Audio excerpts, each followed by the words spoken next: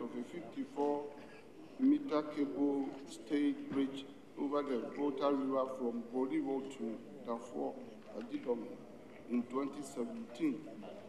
The bridge is a critical part of the Eastern Corridor development, which is envisaged to become the main South-North corridor because it is the shorter route to the northern sector. Agreement we signed with them to develop the Esutrari Junction-Esikuma Road concurrently with the bridge.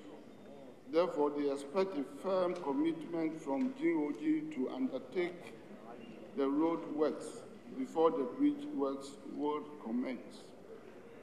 Although the African Development Bank had expressed interest in supporting the government to develop the road, the funds available to the country at the moment are insufficient for the works.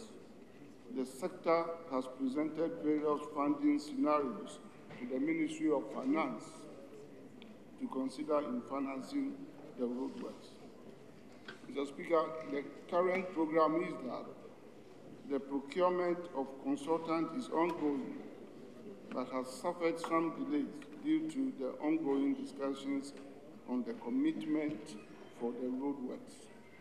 Originally, the construction was expected to commence in October 2018, but the process has suffered about 3 months delay.